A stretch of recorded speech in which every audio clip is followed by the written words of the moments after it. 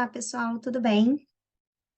Então, como prometido, eu estou aqui para falar com vocês sobre fadiga pós-Covid, tá? Mas antes de falar da fadiga pós-Covid, eu queria me apresentar. Então, para quem não me conhece, eu sou Daniela Ramalho, sou nutricionista, trabalho com nutrição funcional há mais ou menos 10 anos, tá?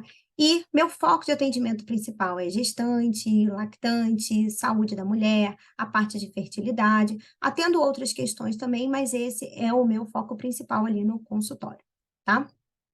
E aí, né, só para contextualizar, a gente passou por uma pandemia, né, há 2 anos atrás, e essa pandemia da Covid nos trouxe aí muitas questões, né? A gente teve que aprender a lidar com uma nova doença, a lidar com um novo vírus, e a entender o que que esse vírus estava causando no nosso organismo, né? E o que que a gente faria, né, com o que ele estava causando no nosso organismo.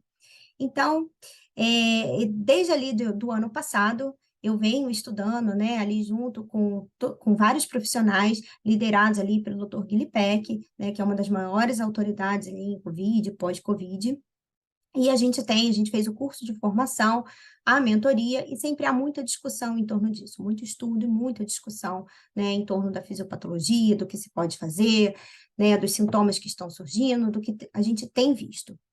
Tá? E um dos sintomas mais relatados, né, é a fadiga.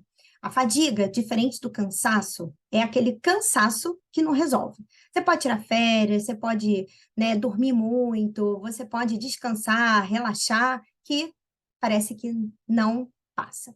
E aí a gente precisa entender o porquê disso, né? O que está por trás desse cansaço que não passa, dessa fadiga? O que que acontece? Tanto o vírus quanto o imunizante, eles deixam no organismo a famosa proteína spike, tá? Essa proteína spike, ela gruda no endotélio. O endotélio é a parede, é a parte interna do vaso sanguíneo, tá? Então, ela gruda ali nessa parte interna, nessa parede interna do vaso sanguíneo e causa uma inflamação. E o que que acontece? Se a gente tem uma inflamação no vaso sanguíneo, a gente tem uma perda de função. Uma das funções do vaso sanguíneo, né, é carrear o sangue, né, que tem ali nutrientes, tem oxigênio, então aí a gente já começa a fazer uma relação, né, entre a fadiga e a proteína spike grudada ali no vaso sanguíneo. A gente tem, então, com esse prejuízo no vaso, uma diminuição da entrega desse oxigênio, da entrega desses nutrientes para o organismo como um todo. Maravilha. E aí a gente tem que entender o que que a gente faz com isso, né? Como é que a gente melhora, então, essa funcionalidade do vaso. Hoje em dia, a gente já sabe que tem alguns tratamentos com algumas medicações que ajudam muito nesse processo. E, ao mesmo tempo, a gente tem tratamentos ali com suplemento e a gente precisa entender que o nosso estilo de vida vai influenciar muito. E uma das questões que estão dentro do estilo de vida é a alimentação, tá bom? E aí, qual seria o foco da alimentação para isso especificamente? O intestino, tá? O intestino é a nossa porta de entrada. O COVID, ele adora as as bactérias intestinais. Ele pega ali, ele comanda ele entra dentro das bactérias que compõem a nossa microbiota intestinal e começa a comandar todo o processo, gerando também mais inflamação.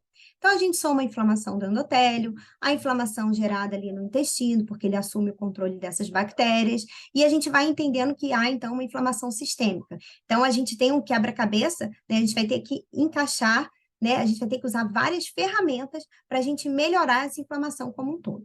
Tá? Então, o foco da alimentação, além de melhorar a endotelite, porque tem também, né? A gente tem função nisso também, a gente precisa melhorar a parte intestinal. Só que a gente só vai melhorar a endotelite se esses nutrientes chegarem, se esses nutrientes forem absorvidos. Então, eu preciso que o intestino esteja funcionando muito bem, que a mucosa intestinal, as células intestinais estejam funcionando muito bem, e eu tenho uma colonização da microbiota intestinal muito interessante. Então, esse é o primeiro ponto, para que aquele alimento que esteja chegando seja absorvido e seja liberado para o organismo como um todo. Ah, e aí, o que que eu estou comendo? Né? Como é que está a minha alimentação? A minha alimentação é baseada em calorias vazias ou em alimentos que entregam nutrientes? Esse é o primeiro ponto. Então, comer menos alimentos processados, que têm mais aditivos e que têm menos nutrientes, e comer mais alimento de verdade, que é o alimento que vem da feira, são os alimentos mais naturais que entregam nutrientes, tá? O segundo ponto é a gente entender que existe um horário melhor para o consumo de cada refeição. Então, não adianta a gente achar que a gente vai comer, vai fazer um jantar à meia-noite e vai estar tudo bem com a nossa microbiota intestinal, com o nosso intestino. A gente tem que ter horários, a gente precisa organizar o nosso relógio biológico. Nós fomos programados, né, para funcionar de determinada maneira. Em determinados horários, a gente tem um aumento ali de enzimas digestivas, a gente tem um aumento de neurotransmissores específicos, de hormônios específicos, e se a gente funciona a favor do que a gente foi programado, né, a gente tem uma saúde otimizada e menos inflamação. Então, a comida, a refeição, ela é uma dessas coisas, né, que a gente precisa regular, tanto em qualidade, quanto em quantidade, quanto em horário, para a gente ajustar o nosso ciclo circadiano.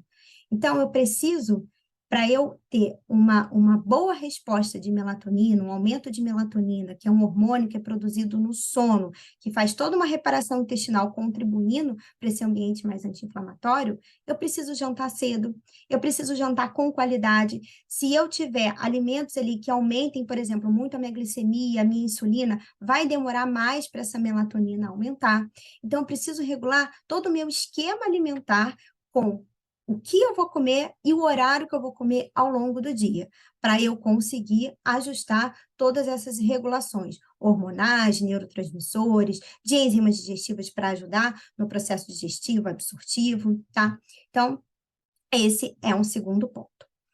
A gente pode utilizar algumas estratégias, né? Tem uma que eu gosto muito, que é o jejum intermitente, tá? E aí, o que que o jejum intermitente faz? Lembrando que jejum intermitente não é fazer jejum todos os dias, não é ficar todos os dias 15 horas sem comer, não é isso, tá? A gente tem dias certos, porque se a gente fizer todo dia a mesma coisa, a gente deixa de ter o efeito que o jejum traz para gente.